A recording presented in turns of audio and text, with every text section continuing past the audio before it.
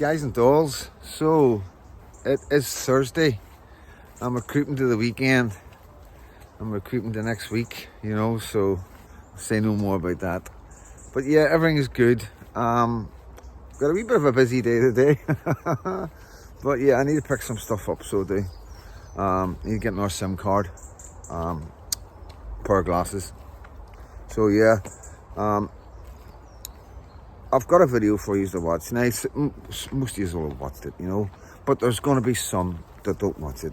There's going to be some people that come on my platform to keep an eye on me, and they might be politicians, they might be all sorts of people, you know what I mean? Keeping an eye on old Freedom Dad and his rhetoric, and has some of them would say the far right rhetoric, the racist rhetoric, you know what I mean? Scaremongering, that's what I get. Scaremongering, I get that a lot.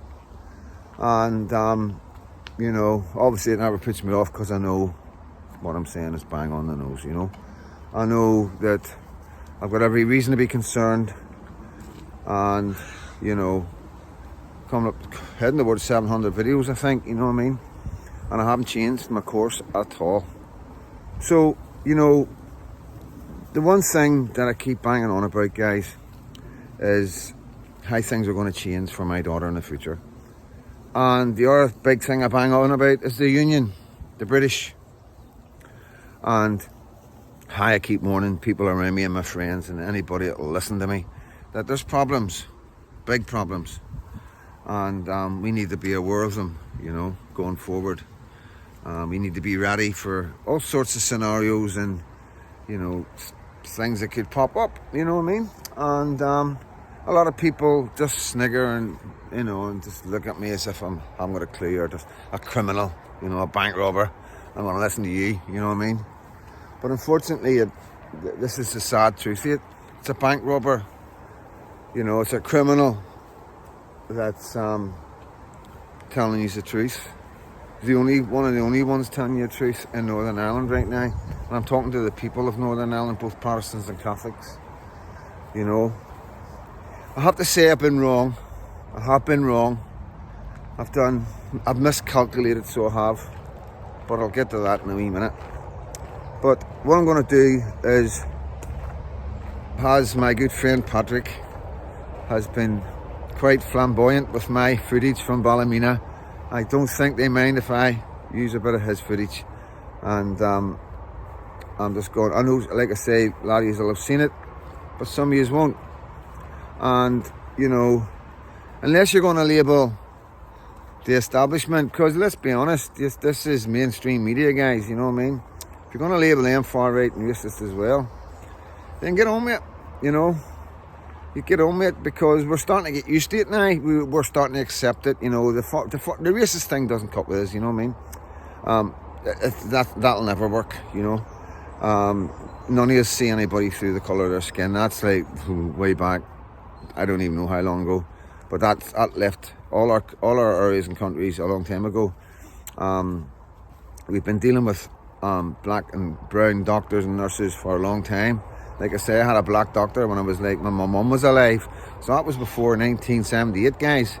I had a black doctor and never thought nothing of it, you know what I mean? So the word racism, personally, as you know in my videos, doesn't really exist. It's a word that's made up. It's impossible to hate somebody just because of the colour of their skin. We know that as human beings, it's all the mindset of the government and how they want to push. They make these words up like racism, Islamophobia. There's words that they just make up, and it's to create confusion in your head. So you question yourself, but it's not until you grow up and you become wiser and you realise, it's impossible to hate somebody for their colour of skin. Even if there's a wee part of your head thinks, oh, I might be a bit racist, it's impossible. It's impossible. Because, let's take a scenario for sake, so you're racist, you don't like anybody that's black or brown and all the rest of it. But then you come across a guy or a girl and they're amazing and they make you laugh, and maybe you fall in love, which happens over and over again. Where did the racism go? Did it just go poof? There's the racism gone, you know what I mean? So if there was such a thing as racism where people really didn't like each other for the colour of skin, I do believe there would be proof of it, you know. We wouldn't be like Tommy Robinson when he started up the EDL. It was unite white and black, black and white, unite black and white, you know what I mean? To prove a point that they all run about together, they all drink together, you know. I've got mates in England and Scotland that are black, and they're just like me and you and anybody else. They support football, they drink in the pub, they have a laugh, their kids play the Sunday league, and there is absolutely no difference, you know.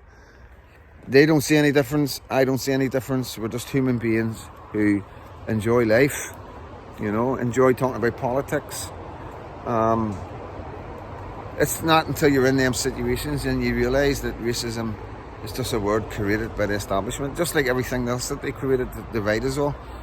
So with that, not caring about racism doesn't bother me. The far right thing, I'll take it. If that's what it needs to do to save my daughter, to save my wee country, and protect what we know, our traditions, our 11th of July, our 12th of July, and the Union, I will take that. I will take that all day long. But let's listen to the establishment. Let's listen to mainstream media and see what they say. 4 in 10 new babies had at least one foreign-born parent last year. Diversity is not our greatest strength, and we do have an Indigenous British culture that is worth protecting. But here we are. 40.4% of births in Britain were to families with at least one parent not from the UK in 2024. In 5 local authority areas, that figure rises to 80% of births. Well, where are they? Well, to put it this way, in London, all but 2 boroughs had a majority of births from households with at least one foreign parent. So our capital city is basically not British anymore. Whoa. Our capital city isn't British anymore. Now that's far right. That has to be far right, you know. But the thing is, guys, he's right. Freedom Dad's right. I've been saying this all along. You know, I've been trying to tell anybody that will listen to me in my own country that the London, the capital of England, who seems to be running everything around Great Britain right now, probably has his fingers in Ireland as well, and in bed with the EU, is falling, guys. It's on its way down. That's the capital. They can take the capital. They've got, I don't know how many cities it's changed, but let's hear it from Patrick. Freedom Dad, shut up. Is it? But this is right across the country. The number of foreign-born parents giving birth in Leicester has risen by 11% in just 8 years. Manchester, 10% up. Wolverhampton, up by 19%. So, where are they coming from? Well, mostly it's India, Pakistan, Nigeria, Romania and Bangladesh. Somalis also rank amongst the nationality with the highest birth rate.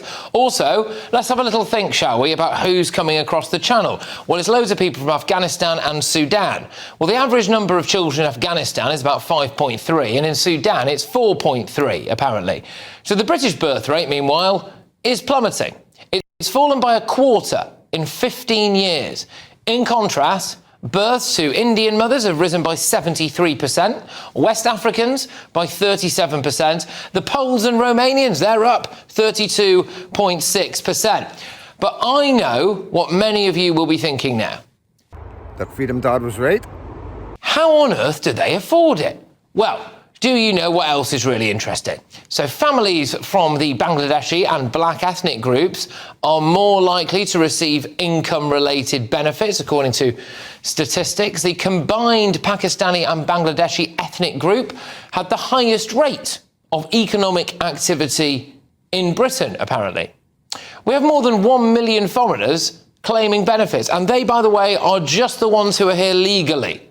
Yeah, so all you guys that have been here from the start, and maybe 4,000 of you, you know, maybe, you know, that's more or less been there from the start. I've been going on about this, about the money, you know. I've been telling you all we're spending 1.5 billion a month. You all remember that, I've said it enough times. 1.5 billion a month, I've been saying. And I've also been saying that's a conservative number. So let's look at this number. Now, I can tell you, without adult disability, without PIP, and with one child, you're looking at about £2,000 a month in benefits, okay? You're talking about 300 quid a fortnight, 600, that works out 600 quid a month. Housing benefit, you know, depends where you are. If you're in London, geez, I don't know what the crack is with the housing benefit, you know what I mean? I know what it's like for our people to get housing benefit. If you don't have enough money for the house that you want, you've got to, you know, you're not getting the house, simple as that. The housing benefit, they're not paying it if it's over a certain amount. So I don't understand how all these people living in all these cities are getting housing benefit. So let's say 700 quid on top of that. So that's 1,300 quid. And then you've got other wee benefits, child benefits and stuff like that. So we can round it off to about 2,000, you know, because we know that they will get all sorts. They know exactly how to, you know, they've got NGOs that help them get everything, you know. And this is one of the problems with the welfare system right now, because they're getting, I'm not talking about adult disability, I'm just talking about the basics, you know what I mean? If you've got a family with two kids in it, you're looking at $2,000 a month, right? Easy $2,000 a month that they're getting from the government. So quick calculations, $2,000 a month, 1 million is 2 billion. It's 2 billion. And like I say, that's not talking about the hotels, it's not talking about all the money to do with illegal immigrants, that's not talking about any money that the illegal immigrants are getting. The people are coming in on the boats. The 20,000 that's come in already this year, and the God knows how many, because we're not getting the figures of how many foreigners are actually coming into the country. So we, you know, this is all assumptions and snippets of information. But please understand, this is a small, minute part of the money that we're paying out. Is 2 billion a month, just so these people can have more and more children in our country, while we have less and less children, you know. And that is the facts. You know, we cannot afford to have children. We cannot afford to eat, you know what I mean, and clothe our children. People can't afford to go on holiday. Everybody's struggling right now. There's no two ways about it. The price of living has went through the roof, but yet one side isn't being affected. But I'll let Patrick carry on. So it does beg the question, doesn't it? Who is paying for all of these children? Are white British people less inclined to have children because they worry that they might not be able to afford them, whereas people from other ethnic groups just crack on? And why can't white Brits afford to have them? Well, maybe it could be because they're paying loads of money in tax to subsidise foreign people's babies. I mean, it's little wonder that a shocking report earlier this year suggested that white British people will become a minority in the UK population within the next 40 years. Okay, 40 years. But let me tell you something, right? 40 years. Is that going to wake us up? You know what I mean? So you don't believe freedom, Dad. I'm far right and racist. You just want to bring me down and destroy me. But you don't care about your kids or your grandkids. Because you're not going to be here in 40 years. You guys, you newspaper guys, police officers, you know, Northern Ireland MPs. You're not going to be here in 40 years' time, but your kids are going to be here. Your grandchildren are going to be here. You know. 40 years is nonsense. 40 years is with the official figures that they're giving us. They don't have the figures. When we get the figures of how many foreigners have come into this country since 2019, that's when people are going to be shocked. And please let me tell you this. Majority are fighting aged young men, full of testosterone, that, you know, they only want one thing. One thing a young man has on his mind. And like I keep on saying, our girls don't want to go with him. Our girls don't want to go with him. Our working girls don't want to touch him because of the AIDS epidemic going up in the air, 50%, probably more by now. You know, we're not getting any information of what other diseases are getting brought into the country, you know what I mean, because they don't have quarantines and stuff like that, and they don't have jobs like we do in some of these countries, you know. And this is the whole point of freedom, Dad, okay?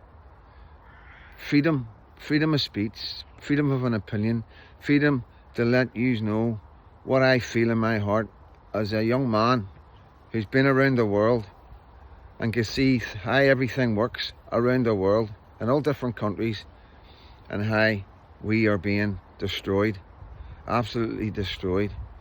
And a lot of people will be saying like, oh, it's not too bad in Northern Ireland and all that, blah, blah, blah. But, you know, it will go exactly like England. We're stuck in between Ireland and England and Scotland. You know, when 40 years comes and we are a minority, we will also be a minority in Parliament by far. If you see how many people are in power right now to hold dual citizenship, that clearly do not have any justice sense or any, like, there's no equality when we see people lying in jail like Lucy and Wayne for posts on social media, and we see people like Kneecap and that guy Bob Villain or whatever his name is, like everybody going, oh, we're looking into it, and oh, we're really disappointed. You know, doors would have been kicked in, people would have been filmed getting huckled to jail, and the Prime Minister would have been going up, well, we've just taken them off the street and we've just banged them into jail. You know, and that's the two-tier we see now with just the small change that we see. How big do you think that change is going to be in 40 years' time? You know, 40 years, 20-year-old has a child in there, they have another one, a 20-year-old, that's 40 years, like 2 generations. And it's not that far away. It's not that far away. And I do think it's a lot shorter than that. I honestly believe in my heart it's a lot shorter than that, because I know they're not telling us how many foreigners have come into the country. And that's how we know, you know. Our birth has been declining. And other people know this and they've took advantage of it instead of trying to help us bring our birth rates up, you know. So yeah, it's a big problem, but I'll just let Patrick finish off his clip, and then I will finish off with a wee update of what's happening. By 2100, that same report predicts 6 in 10 people in the UK will either not have been born in the UK or will have at least one immigrant parent. Now, Britain is currently being treated like a plot of land where everyone from all over the world gets to come and live and have kids. And British people, I feel, are being expected to pay for that. So, that's it. Links in the description. Watch the full video. There's a wee discussion after it. Quite interesting. So, yeah, guys, this is for the people who watch me to try and understand why I talk the way I talk, why I'm so hard, how I go so hard, why I'm involved in citizenship journalism, and why I record and document the protests and get involved in anything that can help my daughter and help our country, whether it's guys on the street running about with petitions or whether it's politicians who want to speak to me and understand things a bit better. You know, I don't want any money. I don't want nothing. You know, I don't want any fame or anything. I just want you to do your job and pay attention to what's going on and stop wearing blinkers, you know what I mean? Because of the rhetoric of the past and how you've been brought up, you know. Sometimes, you know, times change, and sometimes we have to change with the same times, and it's difficult for people to get into their heads, you know what I mean? And this is the whole point with me and getting involved with Ireland, the Republic of Ireland, because they're patriots. They're like us. They love their country. They love that bit of Ireland just like we love ours, you know what I mean? And whether we argue about it down the years, I don't know, and I don't really care. All I know is we're going to have nothing to argue over if we don't sort this out today. Not like straight away. Things need to be discussed. People need to talk. They need to keep pressure on Westminster. And yeah, and we also need to get behind any political parties that are coming up, okay? Now, I know there's 2's popped up. I will be going... I can't see past Rupert Lowe, guys, you know, and I will do everything I can to push Rupert Lowe and this political party and do everything I can to help England and Scotland and ourselves, you know what I mean? Just like I'm doing in Ireland. I will look for the best and I will push the best out to the people and give my opinion of what I think. That's what I'm here for. I'm not here to create division. I'm not here to bring a united Ireland. You just need to get that right out of your heads, you know what I mean? None of us are interested in that right now. It's not the topic of discussion. Nobody talks about it. We're patriots. We're Christians. Whether we're Protestants and Catholics, we do not care. You know what I mean? right now, you know, you aren't seeing the bigger picture, you know what I mean? They are our neighbours. We need to be aware of what's going on. We need to always be on top of our game when it comes to anything, when it comes to our future and everything that we fought for. We were the most passionate people in Britain. The Northern Irish, the Ulster men and women, and the Republican side in Northern Ireland and Southern Ireland, the fighting Irish. We're the most passionate. You've seen what we've been through, what we've done. The men that's went to jail, the men that's gave their lives. Jeez, if anybody is so proud of their history and their forefathers, it's us. It's us. So we should be a step ahead of everybody else, getting on top of this and showing everybody else the way forward. That's what I think, you know. And it's not being hateful. I'm not being far right, guys. I'm being worried. I love my country. I love Ulster. I'm proud to be British, but I can see it all disappearing in front of my eyes. And everybody is too busy trying to come down in freedom, Dad, and not actually lift their head up and check out what I'm saying. Fucking check it out. Go to England, go to Scotland, go to Aberdeen, go to Glasgow, go to Luton, go to Birmingham. You know, go to all these cities, go to London. And look at your Britain, look at your Great Britain, and understand we're that close to it being irreversible. I can only hope and pray Rupert Lowe is the man to save our countries. I'm Freedom Dad, and God bless.